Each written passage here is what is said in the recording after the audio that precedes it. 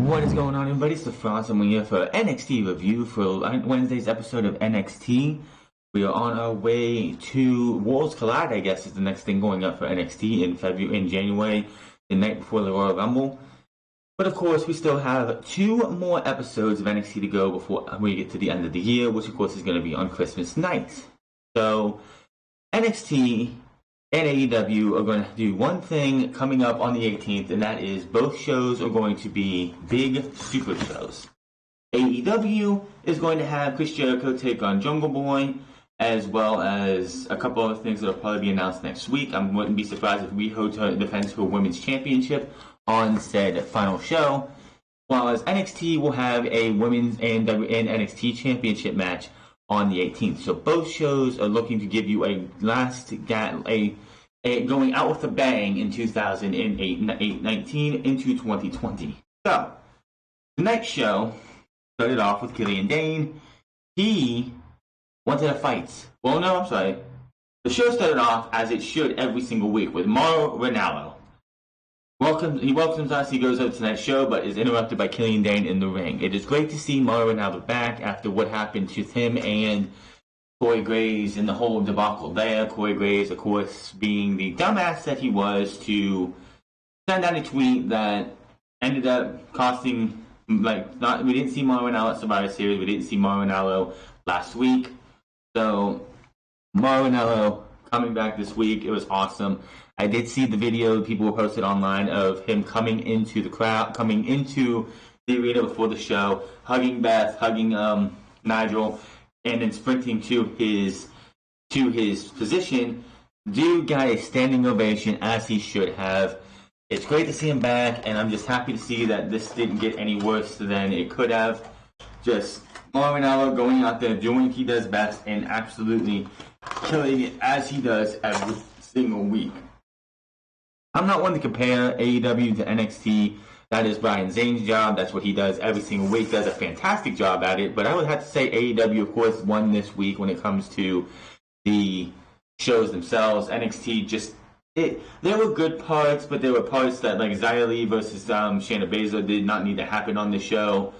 The whole fight between Nia Yim and Dakota Kai and everything, things didn't feel like it was all there.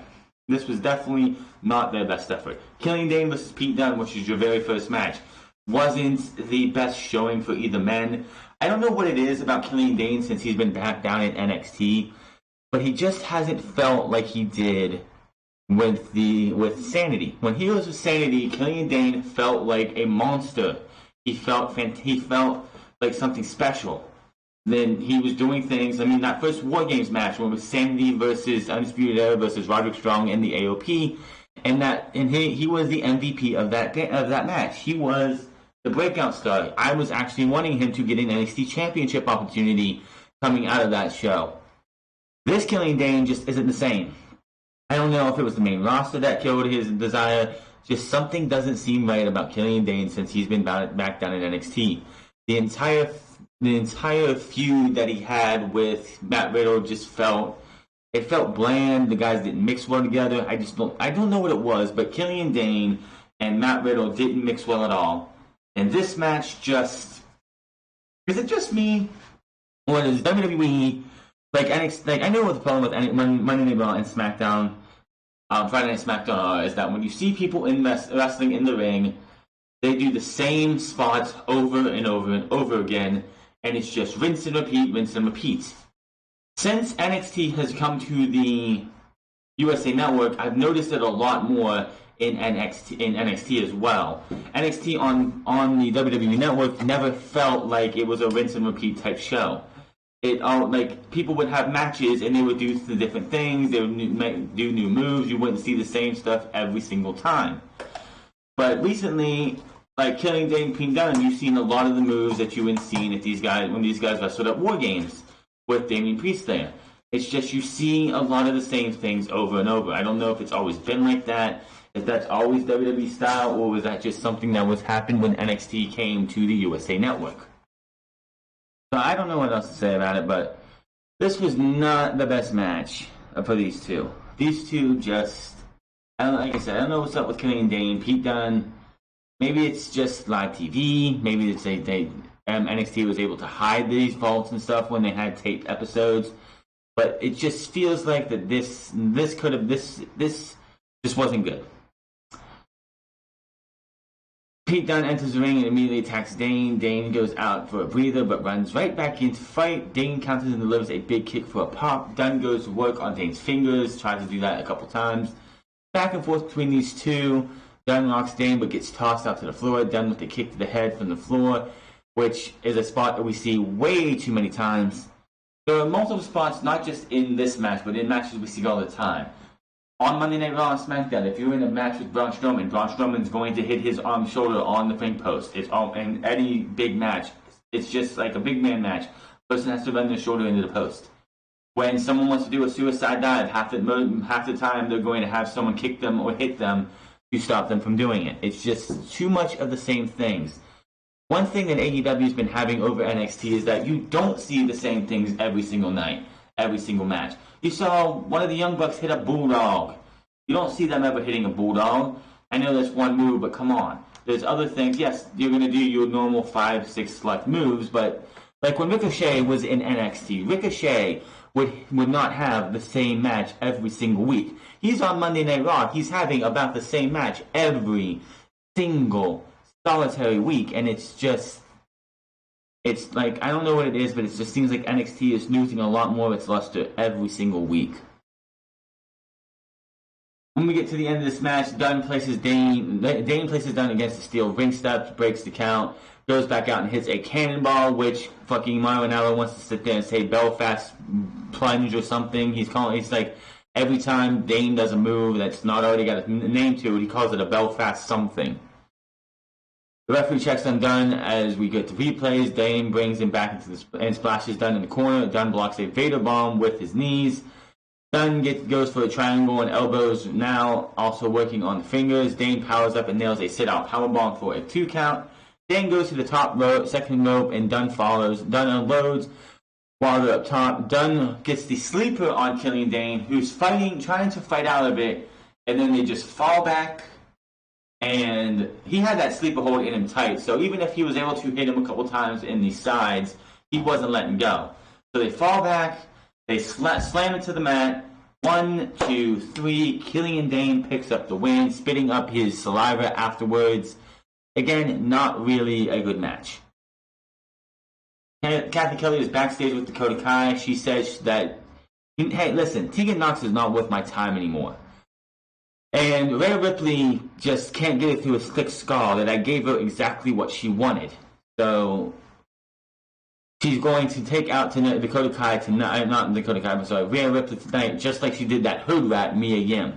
So she does confirm that she was the one to take out Mia Yim just to get this setup going on that she did at TakeOver War Games. After breaking out, come the Undisputed Era, NXT Champion Adam Cole, North American Champion Roderick Strong, and NXT Tag Team Champion Kyle O'Reilly. Bobby Fish is not in the building because of last week's episode where he got dropped on his head. Concussion, neck injury, head injury, whatever it is, he is going to be out for a while, so Kyle O'Reilly is holding both Tag Team Championships at this time. I just hope that Bobby Fish is able to come back in the near future. It's a damn shame that they've had the Undisputed Era going on for about 2 years plus. And Bobby Fish has been injured for about 7 or 8, if he's out for a month, it'll be like 9-10 months of the entire Undisputed Era run that Bobby Fish has been out injured. It's a damn shame, and hopefully Bobby Fish can have a speed back very soon. Cole says that they've had a November to remember. They took over Raw, they took over SmackDown, then they embarrassed them at Survivor Series. I guess we don't want to talk about the fact that Kyle O'Reilly and Bobby Fish lost in the Triple Threat match, and the fact that you weren't even a part of anything when it came to cross-brand because you were defending your NXT Championship. Again, says we are the Iron Man of NXT. How did NXT repay us? By injuring Fish last week, by Keith Lee hitting me with a big sending me into the third row in the crowd. I am the NXT champion and I deserve respect. Fans chant for Lee. Cole brings up how Finn Balor turned his back on them last week, kicking him in the face. Cole says they need answers. We need answers, and we're not leaving until we get them. But instead of Finn Balor, out comes Keith Lee. Yes, about like the Undisputed thought they had Finn Balor hook, line, and sinker under their wing. Thought they were going to have themselves a nice fun time with him, but no. Lee marches to the ring and takes the mic as fans chant his name. O'Reilly takes Adam Cole's mic and starts in on Lee and the others chiming in. Lee says he is a game changer and brags about the GIF of Cole taking the pounce going viral, which yes, that went very viral. Lee says Cole is welcome for that. Also mentions War Games and says he is deciding which title he wants to take first as he's looking all three men up and down and all of that sweet, sweet gold they have around their waist or on their shoulders. Cole threatens to beat him down and end his career. Lee immediately takes the mic and hits Cole with a mic shot, so he's brawling with all three, fights all three of them off, double clothesline to Roderick Strong and Kyle O'Reilly. Sending them both out, Adam Cole is backing up the ramp trying to get out of here when Tommaso Ciampa attacks from behind. Ciampa takes Cole and throws him into the ring.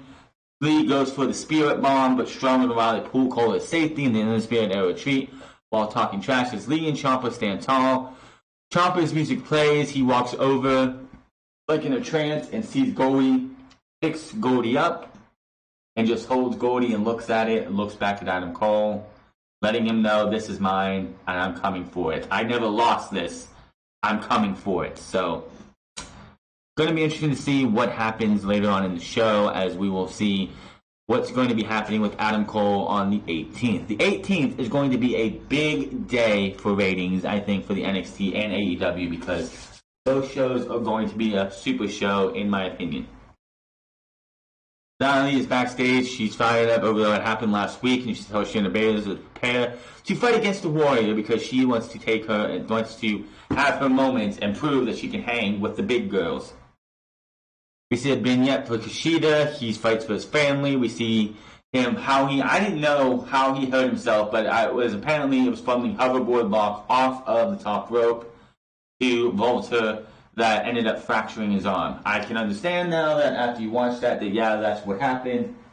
So Volta and I honestly feel the reason that Imperium was brought over is they were originally going to be in War Games.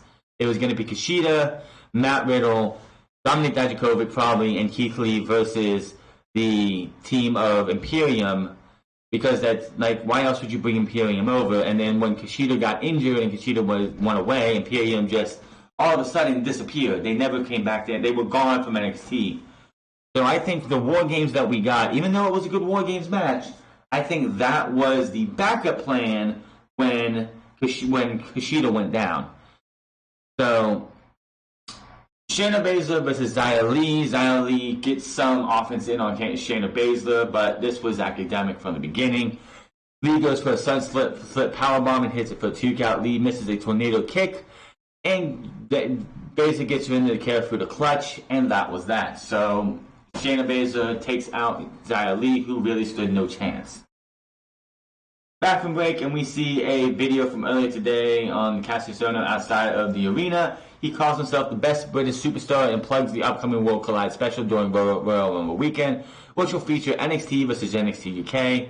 Ohno says he figured he'd show up tonight to see who wants to give a preview of the Worlds Collide. He also called himself a wrestling genius.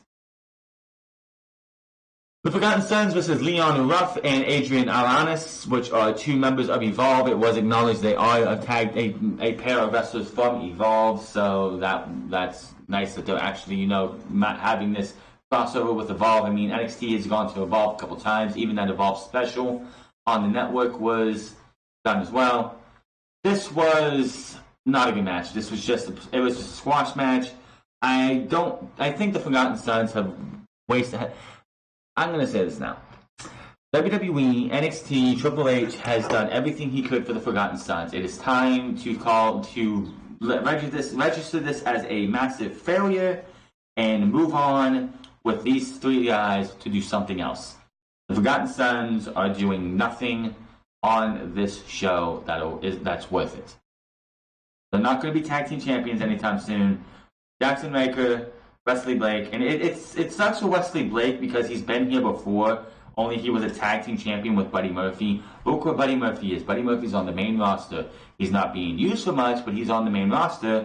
Whereas Wesley Blake is in another tag team that's going absolutely nowhere. That's going to probably just see him disappear again and, who knows, not be used at all. Backstage, Rhea Ripley is warming up. Oh, before that, after the match was over, Ryker grabs Leon Ruff, picks him up, and chokeslams him so piss poorly that it would not surprise me if Leon Ruff has some kind of back problems.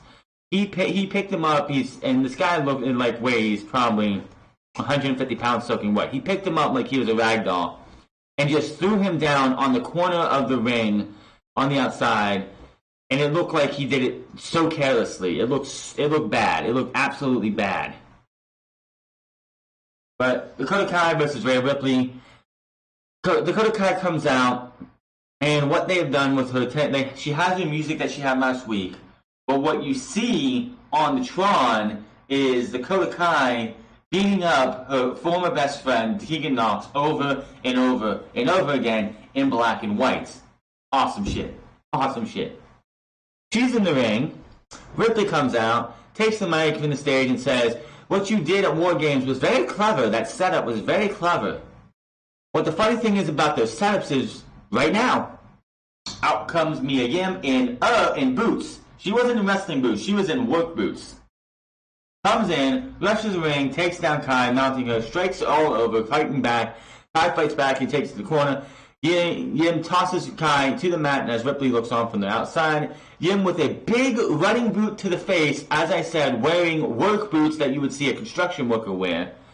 So this wasn't your normal kick to the face with a pair of wrestling boots. This was I wear steel toe boots because they're a lot better in the wintertime anyway, and I wouldn't want to take that to the face. So kudos to me for Dakota Kai for taking that shot. Kai goes out of the ring and the floor. Rhea Ripley tosses her back in. Kai gets the upper hand on Yim. These two keep brawling for a good bit. Dakota Kai gets tossed into the barricades that are right beside the entranceway. She does take a missile, one of them, Mia Yim, tosses her into the barricade, but she goes head first, so that wasn't pretty. They fight to the back. Out comes Women's Champion Shayna Baszler. She comes out with Jessamine Duke and Marina Shafir. Shafir and Duke double team, head to the ring and double team Ripley, but Ripley fights back. Shayna Baszler enters, and they're all three fighting her. They're all three beating her up. She's fighting them off. Baszler applies the kill through the clutch. Fight fans chance for Ripley. Ripley fights free, but Baszler gets on her back with a submission, bringing her to the back down. Duke and Shafir join back in for a triple team as fans do some dueling chants. They pull at her arms while she's in the ropes as she crawled over to the ropes, holding her down so she can't move while Shayna Baszler chokes her out. And Baszler eventually lets go, grabs the mic, and pretty much says, "You want a title shot after what you've done recently? Well, you don't know what you're getting into, so I want a title shot too. And on December 18th, you're going to get that title shot." So December 18th, it's Rhea Ripley versus Shayna Baszler, and I'm calling it now. The title reign of Shayna Baszler must end. I don't want this to be one of those bullshit finishes that we kind of pull this off and wait till Portland. Shayna Baszler has had her time as champion. Literally, if she beats Rhea Ripley, there is nobody else for Shayna Baszler. It is time for the championship to change hands. She's had it long enough. She's done enough with it. It would be in good hands with Rhea Ripley. Kathy Kelly is backstage with Tommaso Ciampa and Keith Lee. They will team up with a partner to face off in the Undisputed Era. It is Dominik Dijakovic, so it's War Games without Kevin Owens and Bobby Fish. So, and no cage, or no double ring and no double cage. He announces Lisa vignette with Finn Balor speaking against NXT against Adam Cole in the Undisputed Era, as he pretty much says he's coming for Adam Cole's title. everyone wants to, he says, everyone wants to carry the flag of NXT, but they don't realize that there would be no flag without Finn Balor. And he wants the championship, so he is going to be coming for Adam Cole's championship. He's playing the heel, but he's not playing the heel where you just... I like this about Finn Balor is that he's playing a heel, but he's not playing the heel to where he's going to help Adam Cole because Adam Cole is a heel too, but he's a champion. He wants the NXT championship back. He hasn't held it since 2016. He wants to be the third two-time champion. So that is what he wants to do. Out comes Cassius Ohno. It would be him and Matt Riddle. So Matt Riddle and Cassius Ohno for the fourth time, but the first time since January in NXT Takeover Phoenix. Man, NXT was so different back then. NXT Takeover Phoenix feels so long ago because it was. Another great match between these two guys. Ripcord Need, Bro Derek, 1, 2, 3. Matt Riddle picks up the win over Cassius Ohno. If you've seen them wrestle in Phoenix, you didn't miss anything. It's about the same thing. Now, it has been announced that there is the year-end rewards for NXT, Breakout Superstar of the Year, Future Star of the Year, Men and Women Champion Superstar of the Year, Match of the Year, Rivalry of the Year, Takeover of the Year. I will have my own yearly awards on the final episode of Unscripted for the Year, episode 100, coming up on the 29th of December. So make sure to check that out. I will have a lot more awards than what they have, but if you want to, go to www.com/NXT and you will be able to vote on the year-end awards. It has been, we have Kushida versus what was supposed to be Raul Mendoza. Unfortunately, as Raul Mendoza is making his way to the ring, Cameron Grimes out of nowhere with the cave-in, and he is going to be taking on Kushida. This is Kushida's first match back since that match against Walter, where he fractured his arm, so it's great to see Kushida back. I really want to do something with Kushida. It's just like, I know it felt like they were building a storyline with Kushida and Walter and Imperium, which was going to lead to War Games, and that was going to be his first big thing. But now it looks like we're just back to square one with Kushida. It's a damn shame that the guy had to miss time. 2 months. It was about 2 months since he's been injured.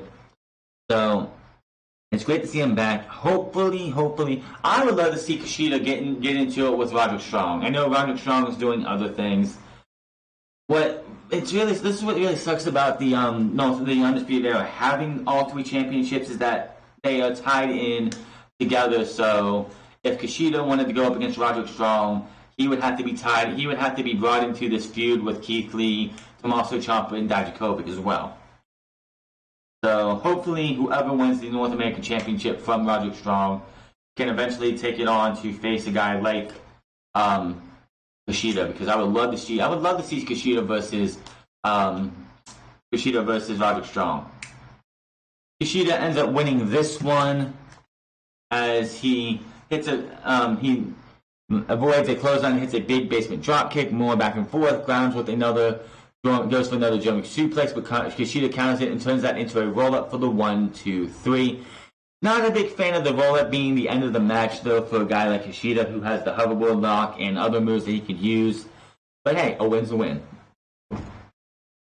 So to come, six-man main event. Back from break, and 2 matches are announced for next week, as it will be Dakota Kai versus Mia Yim and Angel Garza versus NXT Cruiserweight Champion Lio Rush in another title match. And of course, the reason this match is happening is because the last title match ended in controversy as Angel Garza's foot was clearly under the bottom rope while the referee was counting. Yes, Lio Rush pulled it back before the count was over, but this is why this match is happening. This is the only reason this match is happening. Undisputed Era versus Keith Lee, Tommaso Ciampa, and Dominic Dijakovic. Keith Lee, I say it now. Tommaso Ciampa wants to be NXT champion, but I don't see them giving it back to him yet. I honestly see Keith Lee being your next NXT champion, and he has that rocket strapped to him, and he is going up. Now here's the thing, is that they're doing it good, they're doing it the right way, and they're not just going to sit there and shove this guy down your throat to it's like, Keith Lee's just getting a push because he's a big dude. The guy is pretty much out there earning it every single night, doing things that big guys should not be doing. Now, Keith Lee did a pounce on the outside to both Roderick Strong and Kyle O'Reilly, taking them out. Eats a super kick from Adam Cole. So Dominik Dijakovic does a corkscrew, a spinning corkscrew something to the outside, knocking everyone out. Kyle O'Reilly gets up on the top rope like, oh, I'm going to do something now. Dominik Dijakovic comes over and stops him. Those two are fighting on thing. The referee gets over there. Adam Cole is behind them. So Finn Balor gets up into the ring while the referee is not paying attention. Drop kick to Adam Cole, who goes into the referee, dropping Kyle O'Reilly and Dominik Dijakovic. Dijakovic's head hits the steel steps, knocking him out. So Balor grabs Ciampa, hits the 1916 Bloody Sunday on him in the middle of the ring. Fans are booing him. Balor points his gun, but looks like he's going to go for the drop kick to Adam Cole again. But while he's in the corner, off to the side of him in the camera view, Keith Lee just comes up with this look of, I'm going to kill you, motherfucker. He had that, I'm going to kick your ass, motherfucker. Goozles Balor. Balor gets out of that. He goes for a sling blade, ends up eats a spirit bomb, and Cole ends up super kicking Lee to the face at the Balor retreats. Cole goes for the last shot, but Lee smacks the mat, picks him up, hits the fireman's carry jackhammer. 1, 2, 3. Keith Lee, Tommaso Ciampa, and Dominik Dijakovic are your winners. This was a good six-man tag match. AEW started with a good six-man tag match, a great six-man tag match. NXT ended with a great six-man tag match. After the match, Lee and his stands tall as music hits. Balor recovers on the outside, selling that back after the spirit bomb. Ciampa and Dijakovic celebrate the win. The Undisputed Era also shown recovering at ringside. Regal appears on the stage and announces another set of matches. On December 18th, Cole will be defending his NXT Championship against the winner of next week's triple threat between Finn Balor, Tommaso Ciampa, and Keith Lee. Balor and Ciampa, as they're saying it, Balor's like, yeah. He has that look when he says his name because he says his name first. And then he gets that look of shock on his face when it's Ciampa he has to face. And Keith Lee is in the ring like, yeah, that's my dude. He has he's celebrating the fact that Ciampa's getting that number one contenders match until his name is called. And he's got that, oh shit, we have to face each other next week as well as Finn Balor. My question is, what the fuck is going on with Dominik Dijakovic? He went through War Games. He was part of this thing. He won at War Games. He won in this match as he was part of the winning team. What is he doing? Hell, for all I care, give him Roderick Strong. Dominik Dijakovic versus Roderick Strong next week. North American Championship match. Or on the 18th, North American Championship match. Boom, there you go. You have yourself a December 18th. So I fully expect that I wouldn't be surprised because the tag team titles are not going to be defended due to an injury unless they want to have Roderick Strong and Kyle O'Reilly do it. I could fully expect to see them have Dominik Dijakovic versus Roderick Strong set up next week for December 18th. They want to make this a super show. We're not getting a takeover till February. I'm okay with this. The last time they did this, the mini takeover they did on October, the first NXT of October, the first night against AEW, I wasn't happy with that being a mini takeover because NXT Takeover War Games was on the horizon. We should have been building towards NXT Takeover War Games. It was still the worst built takeover that they've had. So I was not fine with it then. I'm fine with this one because we don't have another takeover for 2.5 months. 2.5 months. So if they want to make December 18th a mini takeover, fine. That is fine. You're going to put the North American title on the line, that would be fine. The Women's Championship and the NXT Championship are going to be on the line. I fully expect Shayna Baszler to not be on this picture on December 18th, 19th, 20th, whenever I do the review. I fully expect that to be Rhea Ripley. Will it be Rhea Ripley? No idea. I don't know who's winning next week. I could fully see it being Keith Lee, but I don't know if you want to do that with Keith Lee yet. If I was the NXT, Keith Lee is not winning next week because Adam Cole's not losing the title on the 18th. Adam Cole will hold that championship till Portland. He'll lose it at Portland, and that's where Keith Lee wins the championship, and that's where Keith Lee gets the title match one-on-one and wins it. Next week is going to be Tommaso Ciampa winning that triple threat match. Because Tommaso Ciampa has a rightful title shot because he didn't lose to Adam Cole. He didn't lose title to Johnny Gargano. He had to vacate the title. So Adam Cole will be taking on Tommaso Ciampa on the 18th. In my opinion, you save Keith Lee for Portland. But that is your NXT review. Wasn't the best show, wasn't the worst show, wasn't a terrible show. It was a good show. It was fun. There were things on there that I don't think should have been there. Xia Li versus Shayna Baszler was unnecessary. I know why they did it, just to get Shayna Baszler to have a match and then give Xia Li her chance to shine. But Cameron Grimes versus Kushida, I wish they would have a little bit better for Kushida. And Cameron Grimes, I don't think should have been Raul Mendoza's role in NXT is to be a jobber to the stars. Why would you not let us get that Raul Mendoza and Kushida match? They've been putting stock in Cameron Grimes. Didn't they have a video package for Cameron Grimes last week? Why would you have him come out there just to eat a pinfall to Kushida? I would have had the match with Raul Mendoza, and then I would have had after the match Kushida be attacked by Cameron Grimes, setting up a match for next week. It just felt weird that they wanted to just shoehorn that match in there like that. So, again, I will see you guys tomorrow, which is going to be Saturday, for SmackDown, which is going to apparently have Roman Reigns versus Dolph Ziggler. Yay. And I wonder what Daniel Bryan is going to look like, but we'll have to talk about that tomorrow. Until then, my name is Franz. Hit that subscribe button, comment down below, like or dislike this video.